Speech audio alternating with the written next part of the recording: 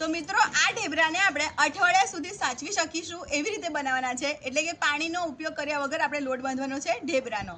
તો મિત્રો વિડીયો પૂરો જોજો, કેમ કે જબરદસ્ત ઢેબરા છે। તમે પ્રવાસ કે મુસાફરીમાં જવા માંગતા હોવ ને તો આ ઢેબરાને તમે ચોક્કસથી લઈ જઈ શકો છો। કેમ છો મિત્રો, સ્વાગત છે આપ સૌનું। તો આજે આપણે બનાવીશું ગુજરાતી મેથીના ખટ્ટા મીઠા ઢેબરા। તો આ એક વિસરાતી વાનગી છે, આપણા વડીલો બનાવતા ને અને આપણે હોશે હોશે ખાતા। તો જેમને પણ આ ઢેબરાની યાદ આવી હોય ને કોમેન્ટમાં કહેજો, હા આ અમારા સમયની વાનગી છે। તો ખટ્ટા મીઠા ઢેબરા કઈ રીતે બનાવવાને ચાલો આપણે રેસીપી જોઈ લઈએ। તો ગુજરાતી ખટ્ટા મીઠા મેથીના ઢેબરા બનાવવા માટે આપણે અહીં 1 વાટકી ઘઉંનો લોટ લેવાનો છે,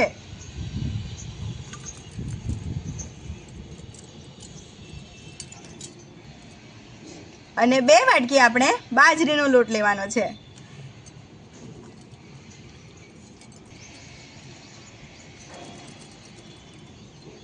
આપણે 1 ચમચી ધાણા જીરું પાવડર ઉમેરીશું, સ્વાદ મુજબ મીઠું, 1 ચમચી કાશ્મીરી લાલ મરચું, આપણે માત્ર કલર માટે જ ઉમેરવાનું છે, અને 1 ચમચી જેટલું આપણે હળદર ઉમેરીશું। તો જુઓ મિત્રો, અહીં મેં લસણ, આદુ અને લીલા મરચાંને અધ કચરા ખાંડ્યા છે। લસણ, આદુ અને જુઓ આવી રીતે આદુની કટકી પણ દેખાય, આદુ, લીલા મરચાં અને લસણ પણ અંદર રહે આવી રીતે જુઓ એવું રાખવાનું છે, એવું આપણે અધકચરું વાટવાનું છે તે ઉમેરી દઈશું। તો લસણ, આદુ, લીલા મરચાંનું પ્રમાણ જેટલું વધારે હશે ને આપણા ઢેબરા એટલા વધારે ટેસ્ટી લાગશે। અહીં આપણે જુઓ અડધો કપથી ઓછી એટલે કે કોથમીર લીધી છે, ધાણા, અહીં મેં ખાલી સ્વાદ મુજબ મોળા મરચાં ખાલી મોંમાં આવે ને એટલા માટે એવા ઝીણા ઝીણા સમાર્યા છે। આ ટોટલી ઓપ્શનલ છે, પણ અમારા ઘરમાં આવા તીખા ખટ્ટા મીઠા ઢેબરા પસંદ છે એટલે હું ઉમેરું છું। અને અહીં મેં લીલું લસણ લીધું છે, તો લીલું લસણ, ધાણા અને લીલા મરચાંનું પ્રમાણ સરખું લેશો ને તો ઢેબરા સરસ ટેસ્ટી લાગશે। અને આ મેં તીખા લીલા મરચાં વાટ્યા છે એ યાદ રાખવું। ઉમેરી દઈશું આપણે। મિત્રો આપણે 3 વાટકી લોટ લીધો છે, એટલે અહીં મેં 2 વાટકી ભરીને મેથીની ફ્રેશ ભાજી લીધી છે, એકદમ કૂણી કૂણી। તો ઝીણી સમારીને લેવાની, ભાજીને પહેલાં ધોઈ લેવાની અને પછી ઝીણી ઝીણી સમારવાની। જો આપણે સમાર્યા પછી ધોઈશું ને તો બધા ભાજીના પોષક તત્વો પાણીમાં વયા જશે, નીકળી જશે। તો આ બધું આપણે પહેલાં સારી રીતે મિક્સ કરી લઈશું।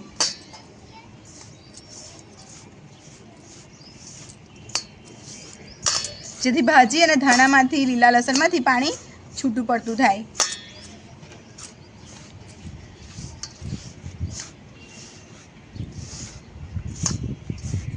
મિક્સ થઈ ગયું બધું।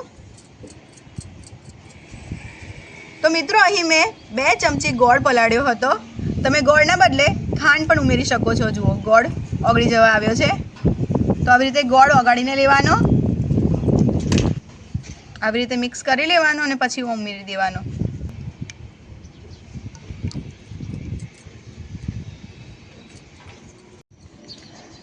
મિત્રો અહીં આપણે દહીં લેવાનું છે 1 વાટકી ભરીને।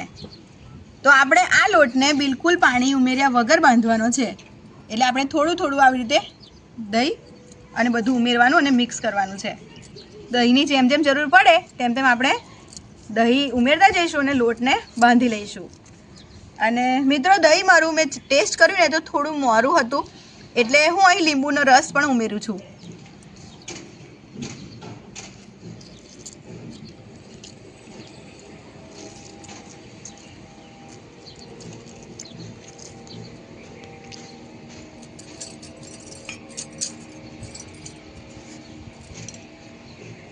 મિક્સ કરી લઈશું બધું।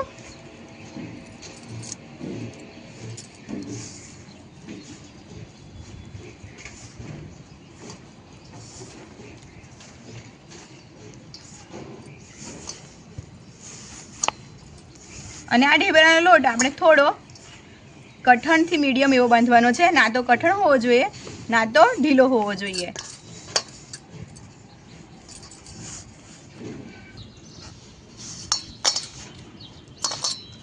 મિત્રો હું અહીંયા જીરું ઉમેરવાનું ભૂલી ગઈ હતી, તો ઉમેરી દઉં છું, તમે પહેલેથી ઉમેરી દેજો। તો 1 ચમચી જીરું અને 1 ચમચી આપણે અજમો ઉમેરી દઈશું. અને જુઓ લોટ બાંધતા દહીં ઓછું પડ્યું છે, આટલો ભાગ બચ્યો છે. તો હવે આપણે દહીં ઉમેરતા જઈશું અને લોટ બાંધી દઈશું. તો થોડું થોડું દહીં ઉમેરવાનું, જેથી કેવું આપણો લોટ મીડિયમ બંધાઈ રહે અને અઠવાડિયા સુધી આપણે આ ઢેબરાની મોજ માણતા રહીએ.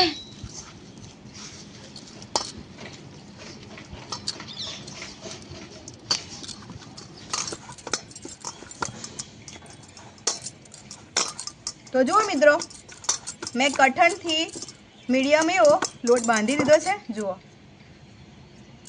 ચાલો હવે આપણે ઢેબરા વણી લઈશું. તો મિત્રો, લુવા તમને જેટલા ગમતા હોય, જેટલા પ્રમાણમાં, એટલા તમારે બનાવી લેવાના છે, તૈયાર કરી લેવાના. તો હું આટલા બનાવું છું.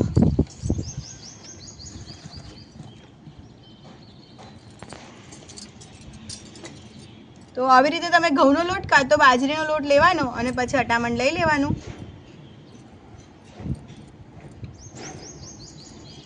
પછી વણી લેવાનું.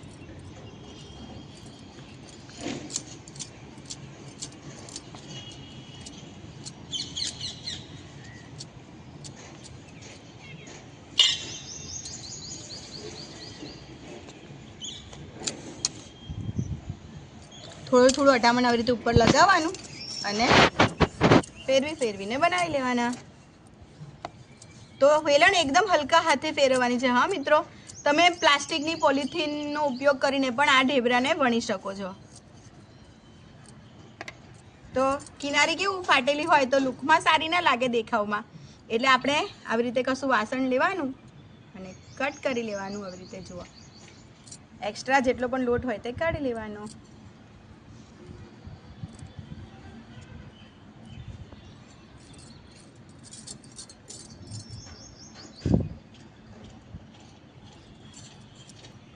તો જુઓ મિત્રો, આવી રીતે આપણે ઢેબરું વણી લેવાનું અને કટ કરી લેવાનું. જુઓ, તો આવી રીતે ગોળ શેપમાં સરસ આવે અને લુકમાં સારું લાગે. બાકી આપણા વડીલો તો આવી કોઈ ટેકનિક ના કરતા, જેવું દેખાય તેવું બસ આપણને બનવું જોઈએ સારું. તો આવી રીતે આપણે બધા ઢેબરાને વણી લેવાના છે. તો તમને હું એક બીજું પણ વણીને બતાવું. તો એકદમ હલકા હાથે આવી રીતે જ વેલણ ફેરવવાની છે. જો તમે એકદમ ભાર દઈને વણશો ને તો ચોંટી જશે નીચે. જો તમે પોલિથીન વગર બનાવો ને, એમ બી પોલિથીન નુકસાનકારક કહેવાય, એટલે હું પોલિથીનનો ઉપયોગ નથી કરતી મોસ્ટલી. તો આવી રીતે ઢેબરાને વણી લેવાનું છે. તો આ ઢેબરાની સાઈઝ એટલે કે જાડી જ હોય થોડીક. આવી રીતે જુઓ, જાડા જ રાખવાના હોય. અને તમને મેં જે આ ટેકનિક આપી, આવી રીતે કટ કરો, તે પણ થાય અને આવી રીતે પણ થાય. તો હું બધા આવી રીતે સાદા રીતે જ બનાવીશ. મિત્રો, આપણે કલાડીમાં બનાવીશું આ મેથીના ઢેબરાને, જે ઓથેન્ટિક રીતે આપણા વડીલો બનાવતા ને એવી રીતે શેકીશું. તો તેલ પણ સરસ ગરમ થઈ ગયું છે, આપણે ઉમેરી દઈશું.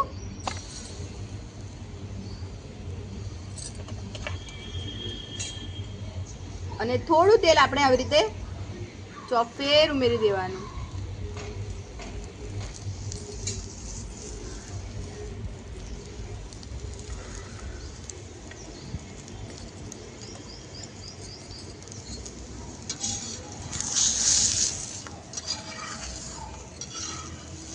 અને તરત નહીં ફેરવવાનું, 30 સેકન્ડ થાય પછી જ ફેરવવાનું છે.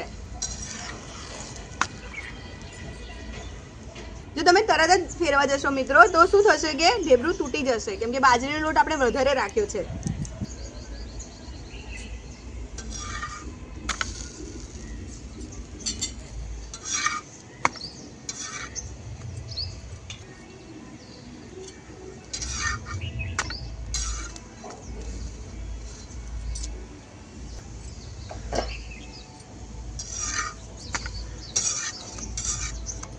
તો મિત્રો, લીલું લસણ, લીલા ધાણા, લીલા મરચાંની પેસ્ટ, લીલા મરચાં અને મેથીની ભાજી હોવાના કારણે આ ઢેબરાને શેકાતા થોડી વાર લાગતી હોય છે.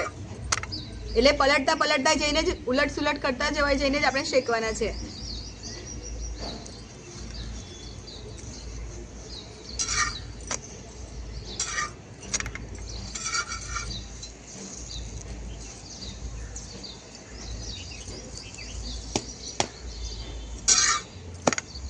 અને આ ઢેબરા સરસ શેકાઈ રહે ને, કઈ રીતે શેકાઈ ગયા છે પરફેક્ટ ખબર પડે તો સુગંધ આવવા લાગે. જેમ સુગંધ આવવા લાગી છે નહીં બેટા? હા. કેવી સુગંધ આવે છે મસ્ત મેથીની ભાજીની, દહીં સાથે ખાટા ખાટા ઢેબરાની. અને જુઓ, જોઈ શકાય છે આપણું ઢેબરું મસ્ત શેકાઈ ગયું છે. હું તમને બીજું શેકીને બતાવી દઉં.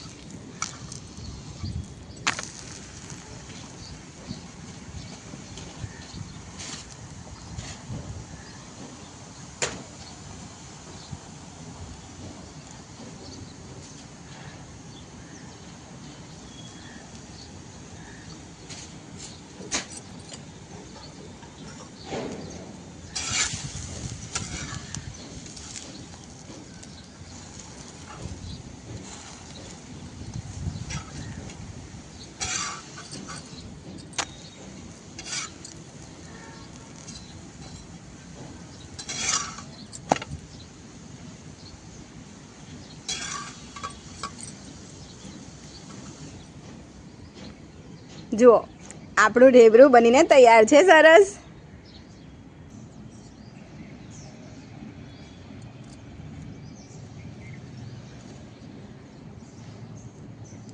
તો જોતા જ મોંમાં પાણી આવી જાય છે કે નહીં મિત્રો? કોમેન્ટમાં જરૂરથી કહેજો.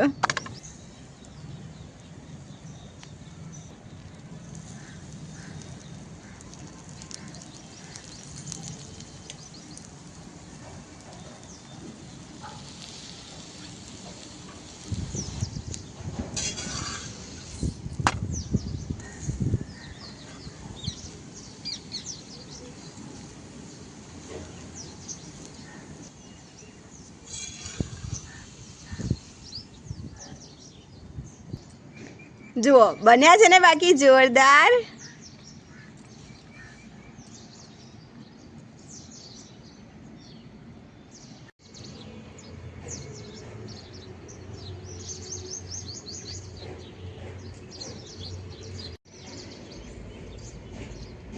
તો મિત્રો, આટલા સરસ મજાના ટેસ્ટી એવા મેથીના ખાટા મીઠા તીખા એવા ઢેબરા સાથે મેં સર્વ કર્યા છે તેલ વગરના મરચાંના અથાણાને.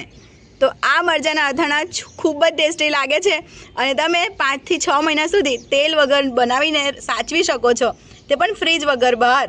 તેવી રેસીપી મેં શેર કરી છે.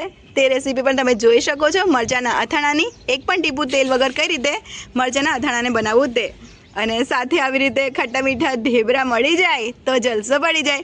તો મુસાફરી દરમિયાન તમે આવા મરચાં સાથે લઈ જઈ શકો છો આવા ઢેબરાને. તો મિત્રો, તમે કોમેન્ટમાં જરૂરથી કહેજો કે તમે ઘરે બનાવો છો કે નહીં આવા ખાટા મીઠા ઢેબરા, મેથીના ઢેબરાને. તો ચાલો બેટા, ટેસ્ટ કરીને બતાવો.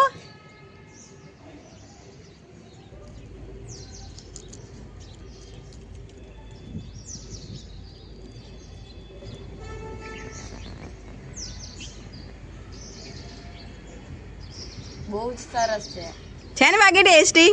મસ્ત લાગ્યા કે નહીં? અને ચૂલા પર બનાવેલા હોય એટલે કેવા લાગે નહીં બેટા?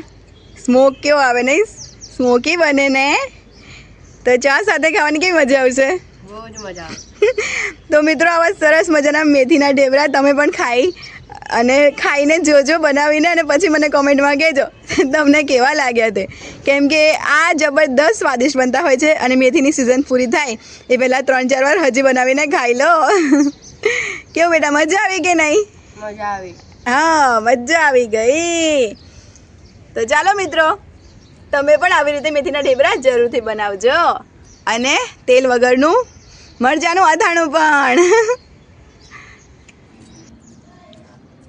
તો મિત્રો, તમને મારી આપણી મિશ્રાતી વાનગી મેથીના ઢેબરાની રેસીપી કેવી લાગી એ કોમેન્ટમાં જરૂરથી કહેજો. અને કહેજો કે તમે ચૂલા પર જમવાનું બનાવો છો કે નહીં? જબરદસ્ત ટેસ્ટી બને, સ્વાદિષ્ટ બને. અને આ રેસીપીને તમે તમારા ફ્રેન્ડ્સ ફેમિલીમાં જરૂરથી શેર કરજો, જેથી તેઓ પણ આવી રીતે ટેસ્ટી એવા મેથીના ઢેબરા બનાવી શકે. અને એક લાઈક જરૂરથી કરી દેજો જો તમને મારી આ રેસીપી પસંદ આવી હોય તો. તો મિત્રો ફરીથી મળીશું એક મસ્ત મજાની આવી ટેસ્ટફુલ અને આપણી વિસરાતી વાનગી સાથે. ત્યાં સુધી તમારું ધ્યાન રાખજો. Love you all.